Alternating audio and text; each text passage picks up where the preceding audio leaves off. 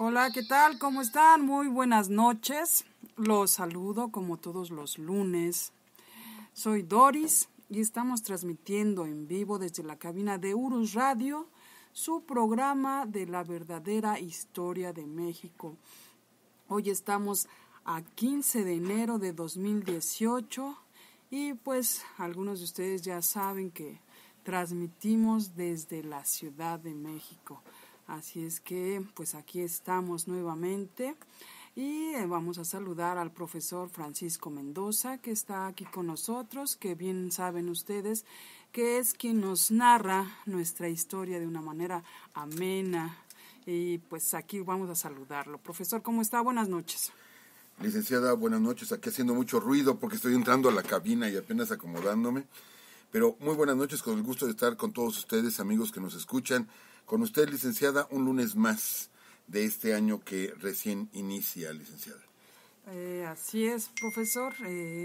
Un lunes más, empezamos bien el año transmitiendo. Ya ven que pues estábamos en nuestras vacaciones, pero bueno, ya estamos aquí nuevamente y vamos a continuar.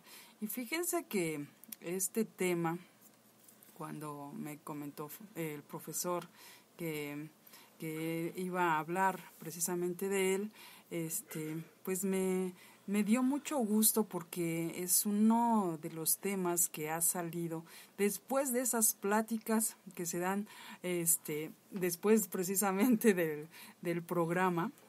Entonces me gustó, la verdad me gustó mucho. Fue en un programa creo que fue de diciembre, donde surgió este tema que dijimos, bueno, ¿por qué no hacemos un programa con este tema de los barcos en la historia de México? Y así es que aquí está, profesor. Así es, licenciada, amigos.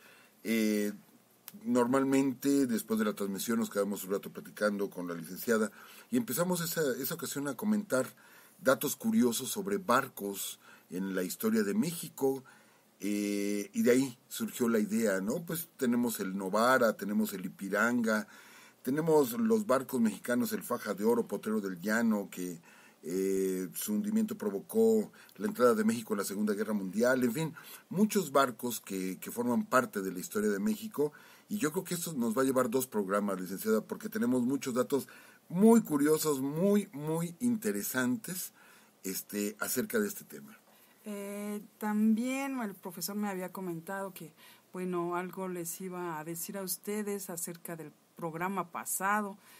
Pues él se sentía un poquito enfermo. No sé si lo va a comentar, profesor. Licenciada, bueno, haciendo una pequeña corrección, no era un poquito, muy, muy enfermo. Sí quiero comentarlo. Nos llegaron, bueno, algunas observaciones que nos hacen algunos amigos que nos decían que sí se me escuchó enfermo la semana pasada, y sí, sí venía yo con fiebre, con muchos malestares. De hecho, sí dudamos en hacer la transmisión, sí me sentía yo bastante mal, pero tenemos un compromiso con ustedes, entonces decidimos hacer el programa. Pero sí, reconozco, y fue parte de la observación que me hicieron, reconozco que fue como muy plano el programa, como muy solamente dar datos acerca de los inventores mexicanos, pero muy soso, por así decirlo, el programa. Entonces, pues una disculpa a todos ustedes, la verdad es que sí me encontraba en mal estado de salud. Eso no quiere decir que no nos guste la historia, nos sigue apasionando, pero dijéramoslo de otro modo, licenciada, estábamos con el pico caído, así de plano, pero bueno, ofrecer esta explicación para todos ustedes, amigos. Profesor, yo siento que estuvo bien. Creo que fueron datos muy interesantes y también aportaciones de algunos que creo que fue Gildardo Marín que nos hizo algunas aportaciones. Entonces, pues bien, profesor, y gracias que a pesar de que estuvo enfermito, pues ya estuvo aquí con nosotros. Y bueno, vamos a saludar a nuestros amigos que están aquí en el chat. Está Natania y dice, buenas noches, días. Pues sí, buenos días para ti. Y vamos a ver también Félix Montó. Dice, buenas noches, profesor Mendoza y licenciada Doris. Un gusto enorme escucharlos de nuevo. Listo para volver con nuestra charla. Perfecto, claro que sí. Y pues, no sé usted qué opine. Comenzamos, licenciada. Adelante, profesor. Perfecto, pues comencemos. Yo quiero enviar así rápidamente algunos saludos para algunos amigos que nos están escuchando. Russell, allá en Yucatán, en Mérida, un abrazo para ti. Nuestra amiga Dinora, que está aquí muy cerquitita de nosotros, también nos está escuchando. Nuestro amigo Uriel Lozano, en Puebla. Nuestra amiga Vanessa, también un fuerte abrazo para ti.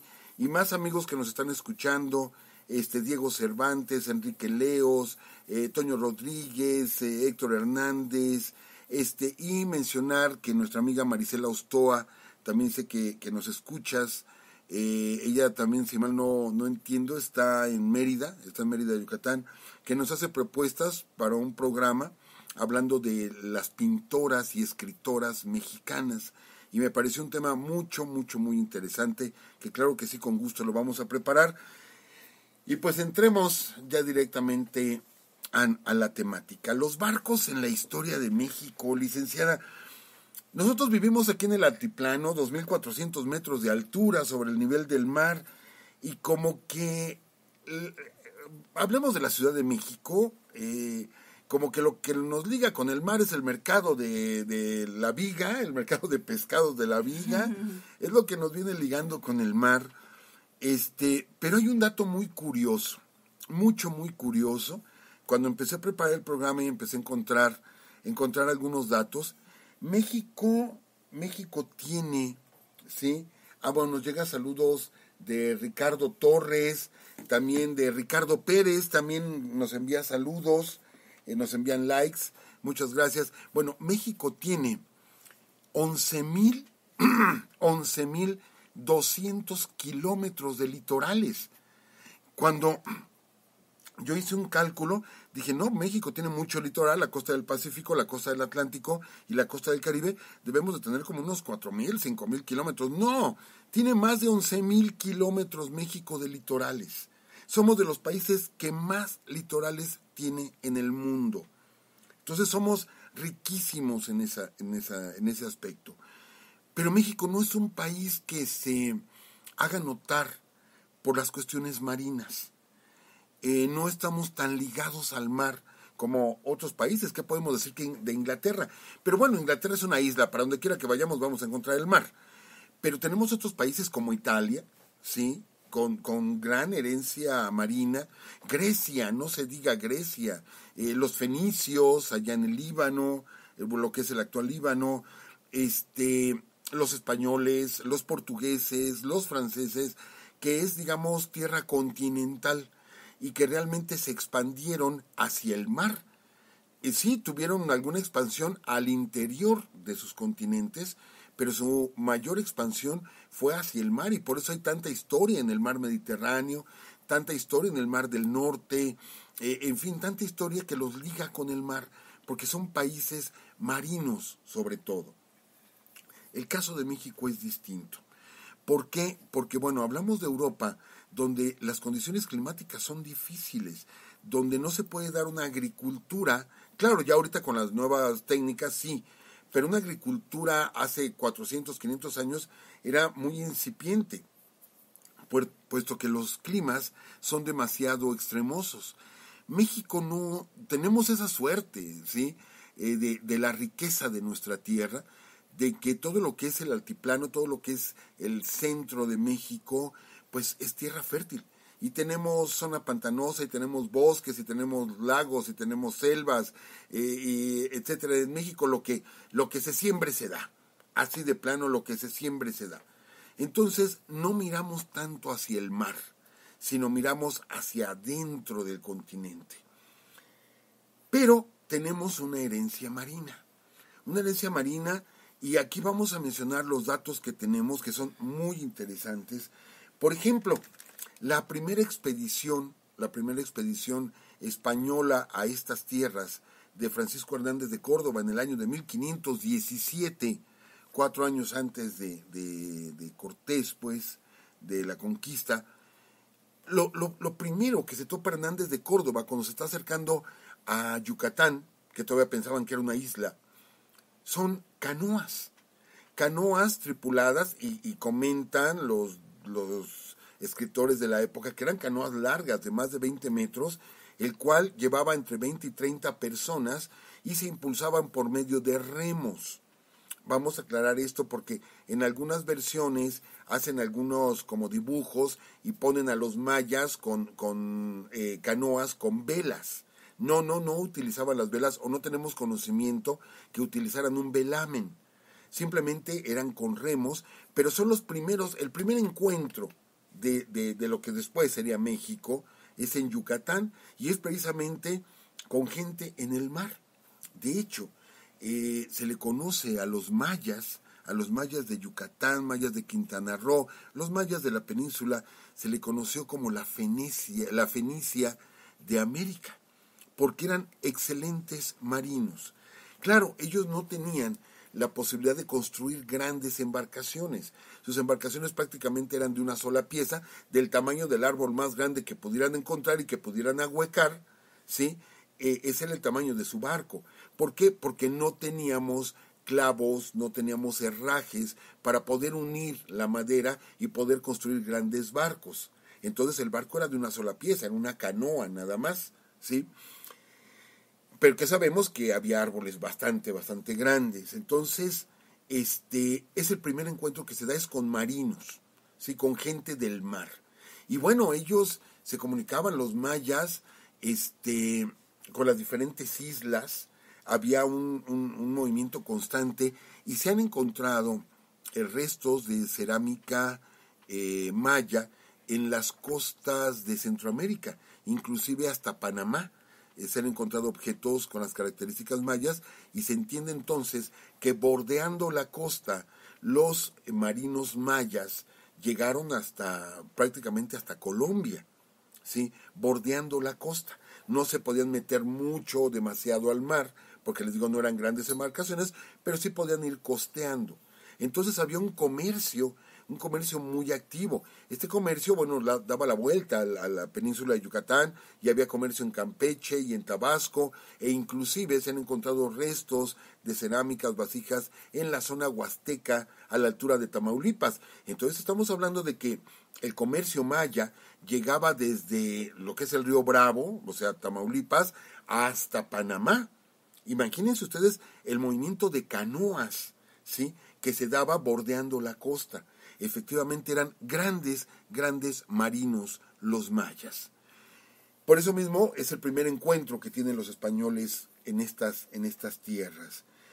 Pero bueno, después llegaría Juan de Grijalva, después llegaría Hernán Cortés. Ahí va otra parte donde entran los barcos en la historia de México. Cortés cuenta la historia, no se ha sabido, porque no se han encontrado los restos. Dicen que Cortés no quiso regresar porque llegaron a decirle, el gobernador Velázquez te da la orden de que te regreses, ¿sí? Y Cortés, pues prácticamente de manera autónoma decide la conquista de estas tierras. Y dice la leyenda que él quemó sus naves, en lo que es la Veracruz, ¿sí?, para evitar que los marinos regresaran a la isla de Cuba, y obligarlos con esto a continuar hacia tierras altiplanas. Entonces aquí entran otra vez los barcos dentro de la historia de México. Pero bueno, esto, a ver, vamos a analizarlo bien, amigos que nos escuchan, licenciada, vamos a analizarlo bien. Resulta que Cortés, hemos platicado todas las andanzas de Cortés hasta llegar a la Ciudad de México, pero lo que poco sabemos es que durante la batalla de la Noche Triste, que siempre hemos dicho, no tendría que ser batalla de Noche Triste, sino Noche Alegre, porque ganamos nosotros, pero bueno, quedó registrada como Noche Triste. No solo se derrota a los españoles, sino que los mexicas hunden 4 bergantines que ya habían sido construidos, ¿sí?, por Cortés, y que estaban en el norte de la ciudad, o sea, en el norte de lo que es Templo Mayor, el islote. Allí estaban porque los habían construido 4 pequeños bergantines. y fueron hundidos por los mexicas. Este dato yo lo desconocía por completo, porque los bergantines entran en la historia un año después, pero yo no sabía que ya habían construido, mientras estuvieron aquí en la Ciudad de México, construyeron 4 bergantines y los mismos que fueron hundidos por los aztecas. Bueno, se da la noche triste, Cortés da la vuelta por el norte de la ciudad y va a dar precisamente a Tlaxcala. En Tlaxcala, Cortés ordena, ¿sí?, que le sean traídos todos los herrajes, anclas, velas, cuerdas, etcétera, que estaban en Veracruz, para armar los llamados bergantines con los que tomó la Ciudad de México. Entonces, si el señor tenía ya herrajes, anclas, velas, quiere decir que no quemó los barcos. Es probable que los haya desarmado, ¿sí? O que desarmó y nada más dejó el puro cascarón y el cascarón lo quemó. Pero todo lo más valioso, que era lo de metal y las velas, que son pues grandísimas, eso lo conservó Hernán Cortés y estaba en Veracruz. Entonces manda a traerlo y empiezan a construir 13 bergantines en Tlaxcala. De hecho se construyen, fíjense el ingenio, no podemos negarlo. Obviamente estamos en contra de la conquista, pero también tenemos que reconocer el ingenio. Resulta que se construyen los bergantines y primero se tuvieron que probar, ¿sí? Los prueban en un río y ya que vieron que sí eran funcionales los bergantines, los vuelven a desarmar y los traen hacia Texcoco. En Texcoco construyen un dique, sí, esto es un foso para que permitir o controlar la entrada de agua a ese foso, para ahí poder ir metiendo uno por uno los bergantines y armarlos de nuevo. Y efectivamente, arman los 13 bergantines, ¿sí? Y juntan canoas de los tlaxcaltecas que en ese momento, se unen con los texcocanos, ¿sí? Y se calcula que eran más de 1000 canoas, junto con los 13 bergantines de Cortés, y se inicia en 1521 el asedio a la Ciudad de México. Amigos, licenciada, la batalla de la toma de la Ciudad de México fue una batalla naval. Realmente fue una batalla naval, con estrategias militares navales por parte de los españoles. De hecho, y aquí es donde hay contradicciones en la historia, porque eran 13 bergantines, pero la primera batalla se da a la altura de lo que hoy es Chalco, en lo que se conoce como el Peñón Viejo. Ahí se da la primera batalla, que es la entrada a Iztapalapa. Pues bien, en esa batalla, los aztecas logran logran incendiar, y con esto se hunden 2 de los 13 bergantines.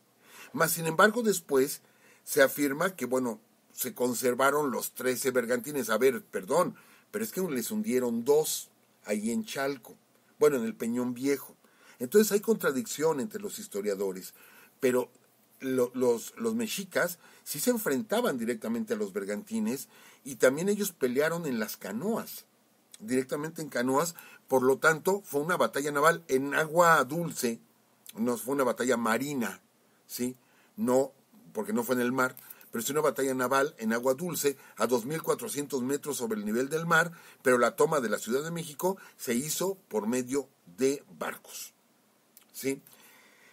Cae la Ciudad de México y de hecho es uno de estos bergantines el que toma prisionero a Cuauhtémoc. Lo obligan a subir a este bergantín. Cada bergantín iba armado con un cañón, ¿sí? Y dentro de cada bergantín cabían entre 25 y 30 hombres armados. Entonces toman prisionero a Cuauhtémoc y ya lo llevan ante Cortés. Pero fue con un bergantín con lo que tomaron a Cuauhtémoc, y les digo, fue con lo que tomaron la Ciudad de México. Posteriormente, Cortés, ¿sí?, construye en lo que ahorita es las cercanías de San Lázaro, o los alrededores de lo que ahorita es la Candelaria de los Patos y el Metro San Lázaro. Ahí construye un fuerte que recibirá el nombre por mucho tiempo de el Fuerte de las Atarazanas. ¿Qué es una atarazana? Una atarazana es un dique donde construir un barco. Esa es una atarazana. Entonces, construye, y de hecho dice Félix Montó, la batalla entre mexicas y los españoles es la batalla naval a más altura sobre el nivel del mar de toda la historia. Excelente dato de nuestro amigo Félix Montó, excelente dato. La batalla a más altura en la historia, fíjense nada más. Bueno, eso no lo teníamos en la estadística. Pero bueno, se construye el fuerte de las Atarazanas. De hecho, no existe. Hay una placa en el lugar donde se supone que estaba. Cortés guarda ahí los bergantines para, en caso de un levantamiento de los mexicas, poder salir huyendo, ¿sí? Poder cruzar rápidamente el lago de Texcoco y escapar, o bien volver a tomar la ciudad en un caso dado. Pero como no fue necesario, ahí se quedaron los bergantines por mucho tiempo, por décadas, ahí se quedaron. Pero el nivel de las aguas comenzó poco a poco a bajar, de tal forma que ya no fue posible que navegaran estos bergantines, hasta que fueron desarmados, ya 120 años después, fueron desarmados, y no se sabe qué fue de ellos. Esta construcción acabó por caerse. De hecho, fue la primera construcción española aquí en estas tierras. La primera fue el fuerte de las Atarazanas, ¿sí? Se demolió el lugar y bueno, se construyeron otras casas ahí, que es donde hay una placa que dice en este lugar se encontraba. De hecho, pensaron mover las Atarazanas a Tacuba para darle otra salida, en fin. Dice, la versión de los indígenas indica que Cuauhtémoc se entregó para capitular, no lo atraparon. Esto nos lo dice nuestro amigo el profesor René Martínez Rojas. Sí, existe esa versión de que realmente Cuauhtémoc vio que era ya demasiada la sangre derramada, que no tenían ya la oportunidad, sí, de triunfo, y decide entregarse. Y que es más, la versión que yo leí dice que observaron cómo las canoas, no recuerdo ahorita, creo era Gonzalo de Sandoval el que iba en ese bergantín, y dice que pensó que lo iban a atacar, sí, que era una canoa que venía a atacarlos, y no, realmente era Cuauhtémoc que se estaba acercando para entregarse. Pero bueno, esto es lo curioso, por eso de hablar de barcos, que bueno, así cayó la Ciudad de México. Pero pasemos a otro barco famoso en la historia, y ya estamos hablando de la época de la colonia. Un barco que realmente no es un barco, son varios barcos, que van a comenzar por ahí de 1570 a 1575, y que van a tomar como posición fundamental el puerto de Acapulco, y que es conocido como el Galeón de Manila, o es conocido también como la Nao de la China.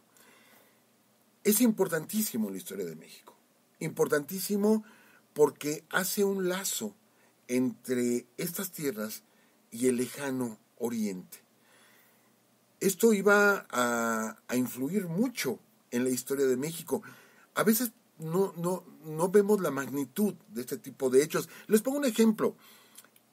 Conocemos Puebla por la Talavera, y la Talavera poblana tiene su origen en la Nao de la China, ¿sí? Porque las técnicas son de la cerámica oriental, y se copian aquí en México y se vuelve algo tradicional en México, la Talavera poblana. Vamos, la famosa China poblana, empezando, no era china. Lo que pasa es que todo lo que venía de allá le decíamos chino.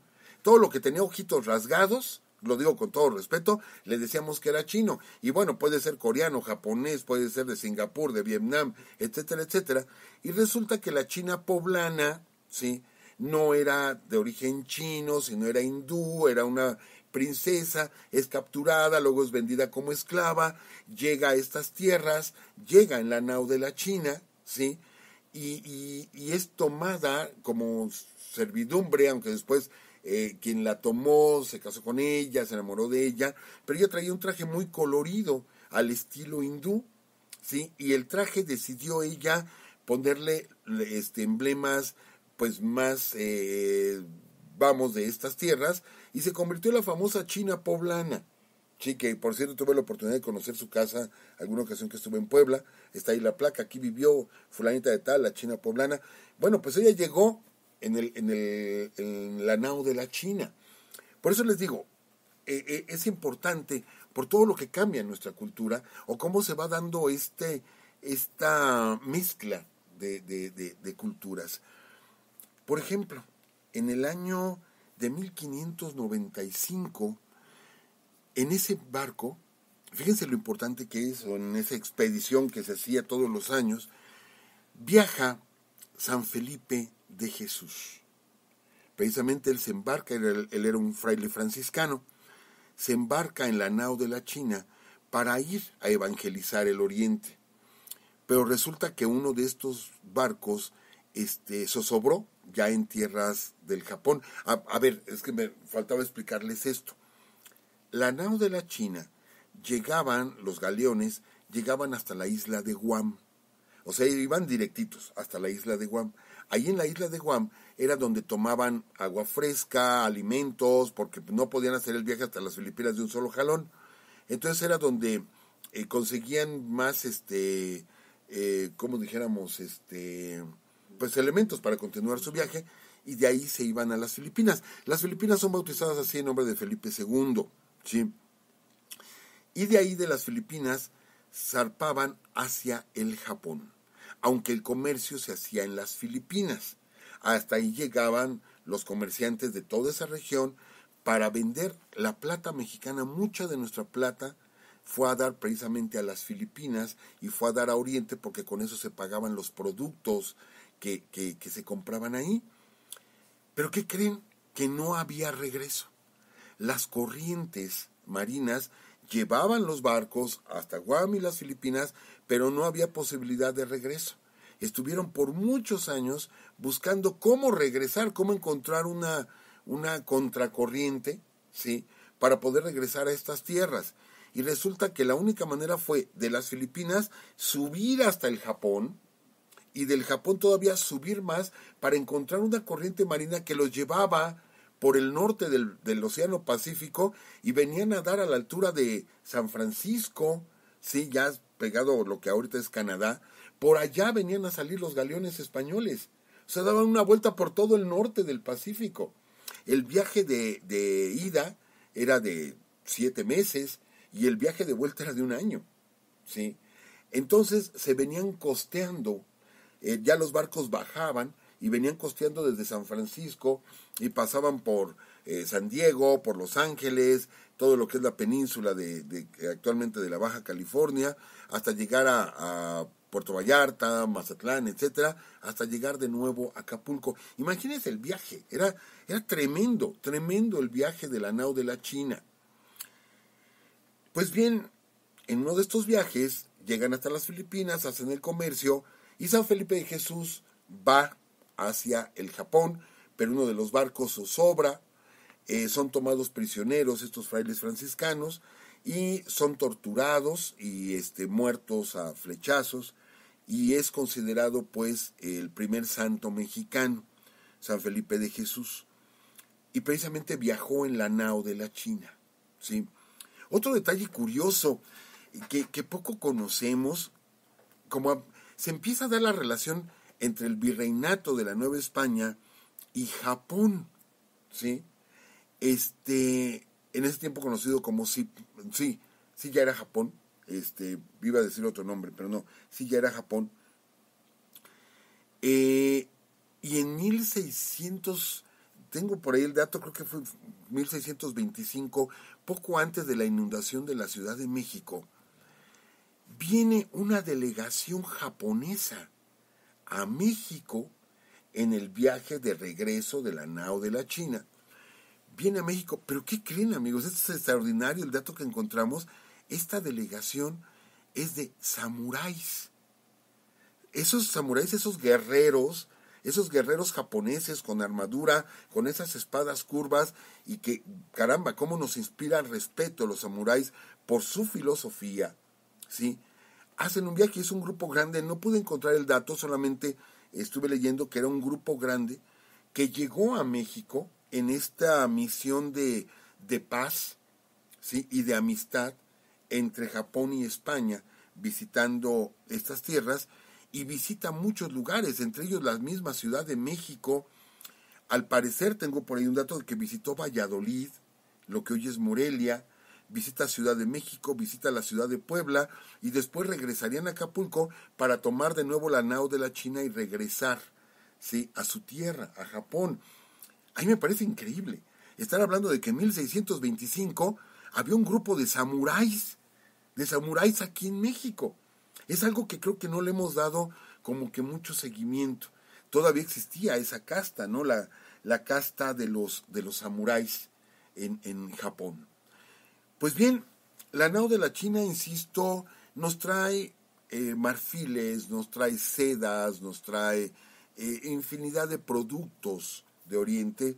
Se hacía un festival, de hecho era un festejo cuando llegaba la nao. Las iglesias de Acapulco empezaban a sonar las campanas y ya había comerciantes de diferentes lugares, de Ciudad de México, de Valladolid, de Guadalajara, de Puebla, de Querétaro, etcétera, que iban para ver llegar a los barcos. Eran grandes barcos, ¿sí?, de 60 metros de grandes, de largos, con amplias bodegas, y para bajar toda esta mercancía.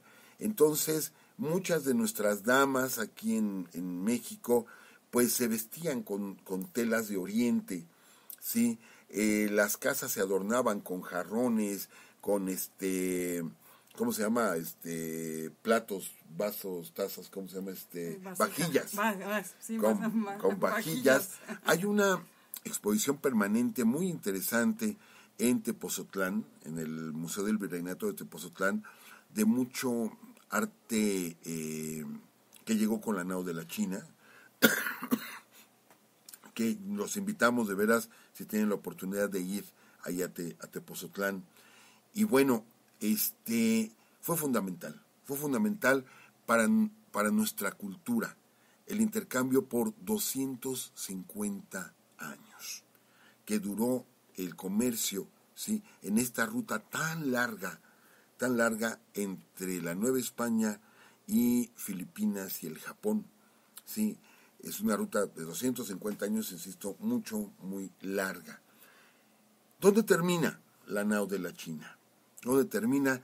Termina en el año de 1814, cuando José María Morelos intenta tomar el puerto de Acapulco, que al final lo toma, pero que le costó mucho trabajo tomar el puerto de Acapulco, y era precisamente con esa idea de afectar el comercio de la Nueva España, porque aparte mucha de nuestra riqueza salía por el puerto de Acapulco, ¿sí? Y era frenar el comercio, o sea, afectar al virreinato, y efectivamente lo logra. Tanto lo logra que ahí fue el último viaje de la nao de la China, ahí desapareció, ya después de que Morelos tomó Acapulco.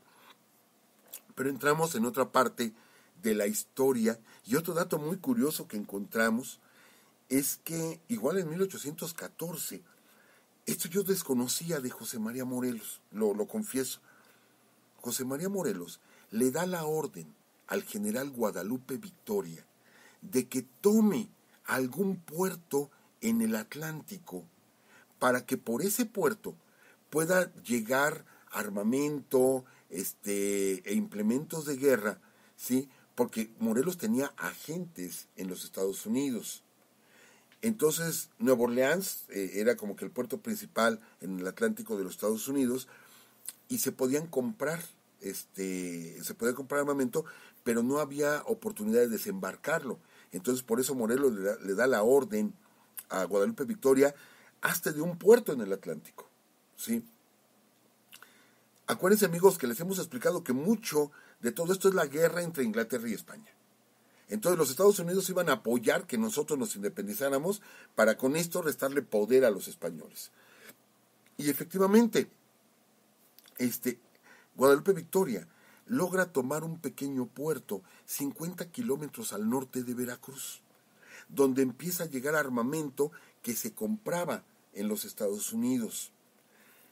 Pero aquí el dato interesante.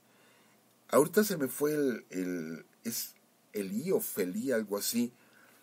Es un marino norteamericano que se pone al servicio de José María Morelos para luchar por la independencia de México.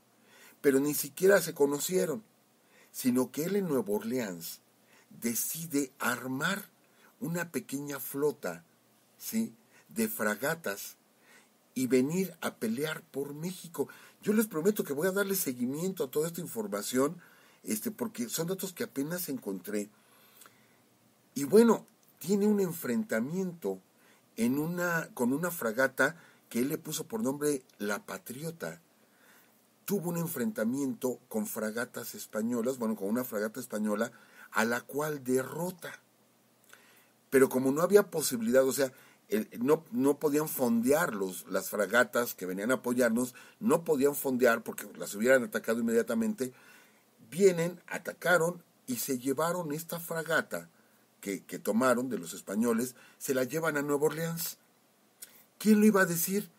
Que esta fragata le fue entregada a Francisco Javier Mina para que fuera parte de las fragatas que traía Francisco Javier Mina, pudiera llegar a Soto la Marina e intentar independizar estas tierras, ¿sí? Yo desconocí ese dato de que había sido de alguien en comunicación con Morelos que consigue capturar una fragata española y que después se la regalan a Francisco Javier Mina. Entonces aquí tienen que ver también los barcos, y como que pensábamos toda la lucha de independencia fue tierra adentro. No, también hubo encuentros en el mar, ¿sí?, por la lucha por nuestra independencia. Llegamos al año de 1821, 1821, la consumación de nuestra independencia. Y bueno, tenemos el primer imperio, el imperio de Agustín de Iturbide. ¿Qué es lo que está pasando en ese momento? Que la fortaleza de San Juan de Ulúa todavía estaba tomada por los españoles.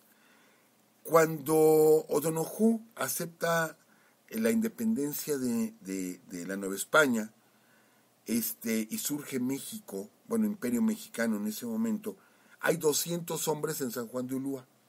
Pero los españoles no se rindieron, o sea, los españoles no querían aceptar la independencia de México, y de Cuba llegan refuerzos a San Juan de Ulúa, y San Juan de Ulúa llegó a tener 2,000 soldados españoles que estaban ahí, esperando cualquier momento para tomar el puerto de Veracruz.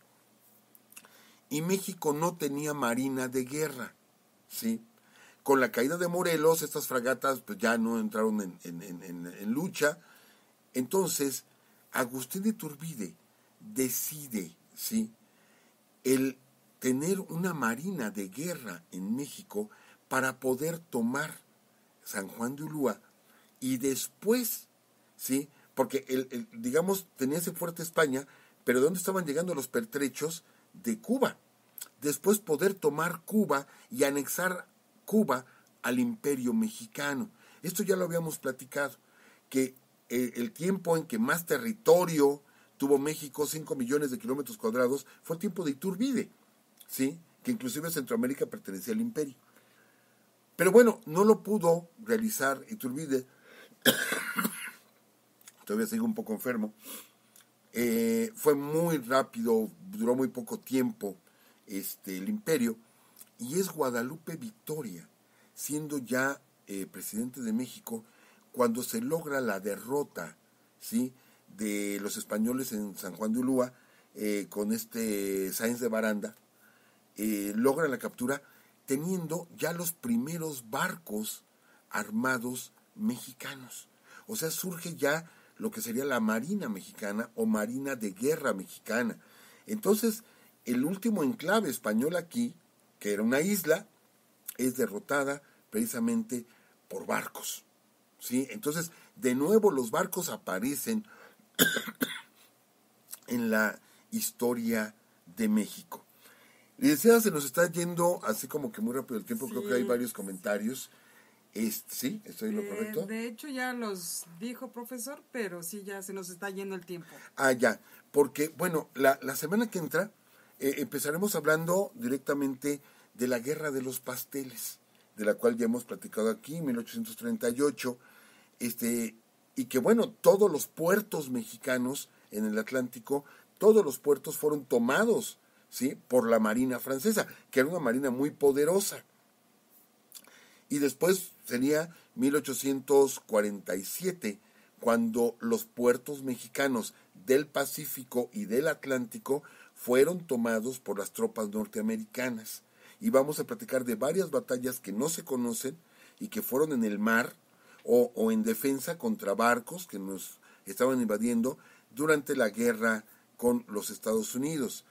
Y a partir de ahí, bueno, entonces ya hablaremos. Perdón, licenciados, que les tengo que platicar esto así muy rápido. Es que me pareció genial. Me adelanto un poquito al programa de la semana que entra. La Ciudad de México todavía seguía siendo un espejo de agua, ¿sí?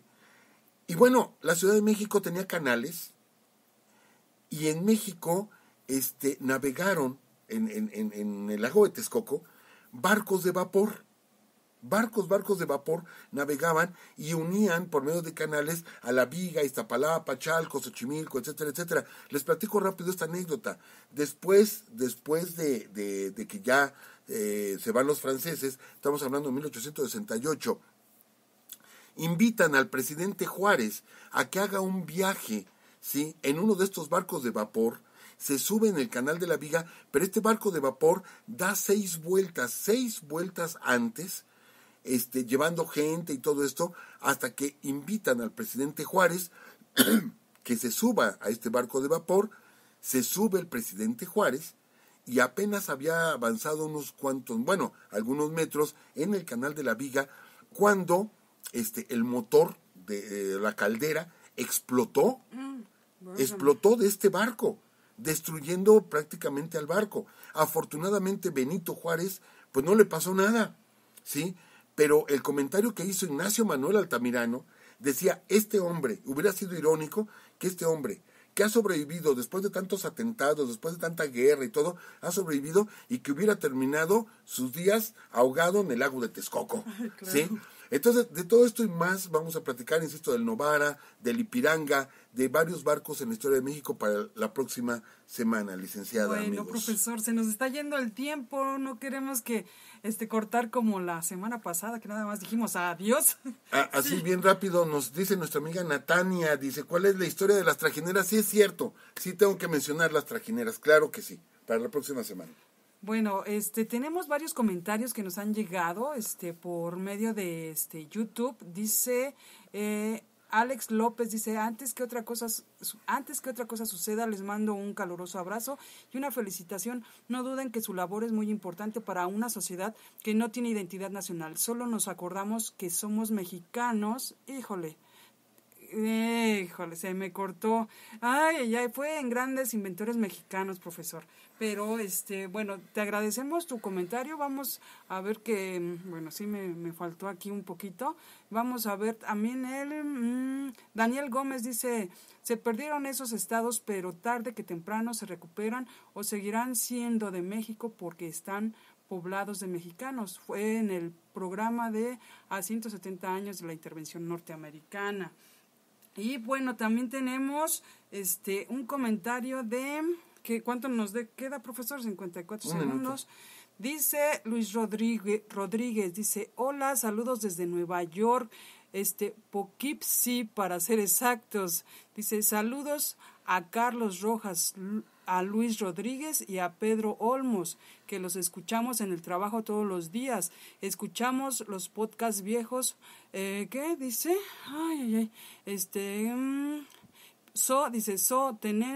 Tenemos Urus Radio para rato. Fieles fans. Muchas gracias. Y bueno, yo creo que cortamos. Para la próxima digo todo tu comentario, Alex. Y pues muchas gracias a todos, igual por escucharnos. Les decía que teníamos muchos proyectos y pues empezaremos el próximo programa con esto. Que estén muy bien y hasta luego.